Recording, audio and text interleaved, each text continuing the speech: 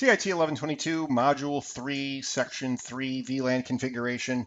In this section, we're going to actually walk through the just the config lines that you'll add to set up VLANs for your networks that you're going to want to use in class. And the first slide is just kind of like one of those like, hey, by the way, you know, you're using numbers like 10, 20, 30, 40, and that's fine.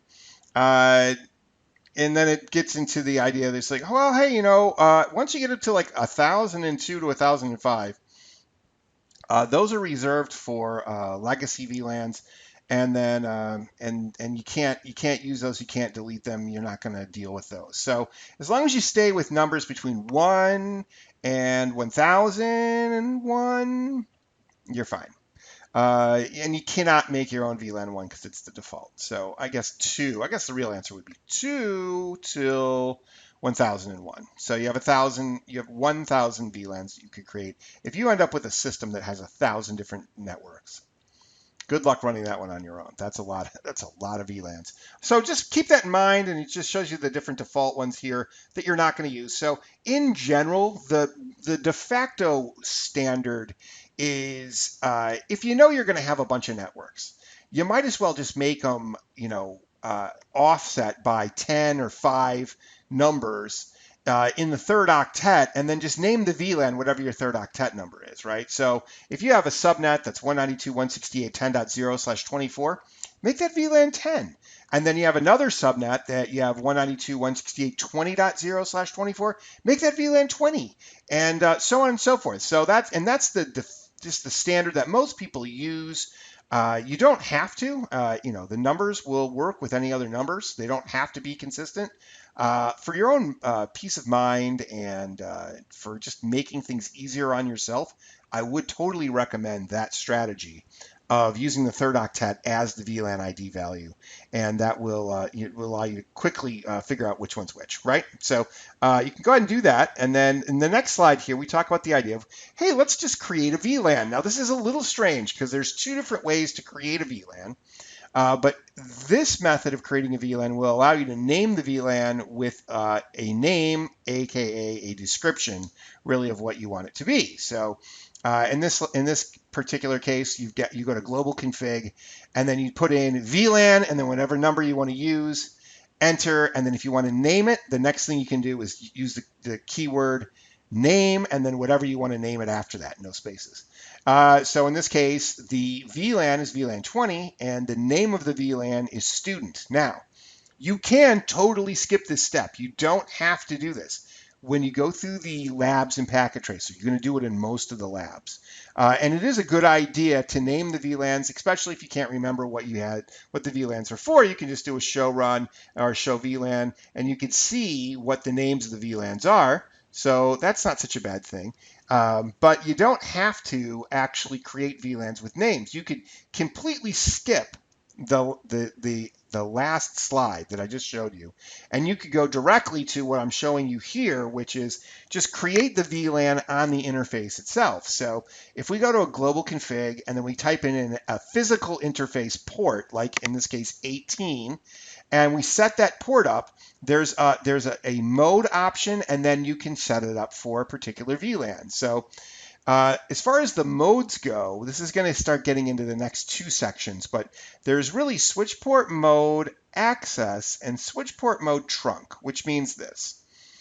If it's switch port mode access, it means we're never going to tag traffic heading out towards the device. So it's going to be an end device. So switch port mode access says, I'm connecting to an end device. I'm going to send untagged traffic. I will not send 802.1q traffic ever. If you did switch port mode trunk, that would say, well, I'm going to send this from one switch to another switch, and I may have to identify what VLAN this was sourced from, so the receiving switch can forward it just to the ports that need to send them out. So switch port mode trunk or switch port mode access, if we're going to identify a particular VLAN, it's going to be switch port mode trunk, not, oh my gosh, it's going to be switch port mode access, not switch port mode trunk, okay? So this is a typical way to create or put a VLAN value on an interface. Switch port mode access, switch port access VLAN 20, enter, boom. The interface 18 is now associated with VLAN 20 and broadcast messages that are created on PC2 or are going to go to PC2 have to be on other ports that start or end with VLAN 20. Can only be VLAN 20 interfaces. Okay, that should hopefully that makes sense. If you haven't done these configuration sections are a little bit weird because the best thing that you can do is just do the packet tracers. And if you're having problems with those, I've posted instructional videos for all the packet tracers. All 6 of them are all posted. You can watch those also if you're having problems actually setting it up. And really, you look, not to get too far off subject, you learn by doing. You have to do these in order to do the projects that are going to be graded. So do the packet tracers. Spend some time. Watch the videos, do the packet tracers, watch the videos, do the packet tracers, or just do the packet tracers, don't watch the videos. I don't care. But they're there for your use. So if you can use them, use them. Data and voice VLANs, we talked about this before, and we talked about the whole idea of setting a voice VLAN. If you set up a port to an access port, it's okay. So you do switch port access, VLAN 20, and then right under that, you're going to do switch port voice VLAN and whatever the voice VLAN number is, and that will configure that voice VLAN for you. So once again, you'll do that in the lab. And hey, look at this. Here's a configuration all written out. So just take a second and look through this. You can see VLAN 20 is created. They're going to name it student, fine. VLAN 50 is created. We're going to name that one voice. So now we have 2 VLANs. And then on interface 18, we do switch port access VLAN 20. That's for our data. And then MLS QoS trust COS, which means trust the prioritization value that's posted with the voice VLAN. And then switch port voice VLAN 150. Bam, done. So you are really, you might say to yourself, gosh, this seems a lot like trunking on an access port, and it is, and it is trunking on an access port because you're setting you're setting traffic for 2 different devices, but you're only going to tag the voice. You're only going to tag the voice stuff. So don't tell the computer that it's on a different VLAN. It is a little bit like trunking, but we're calling it voice VLANing. Okay. And this is showing how to verify those. Show VLAN summary, show interface VLAN. These are really good things good show command reports that you can look at. And finally, for this section, if you want to delete a VLAN, I want to get rid of it. I don't want VLAN. I typed in VLAN 21. I didn't want that. No big deal. Just go back and do no VLAN 21. Enter. It'll be gone.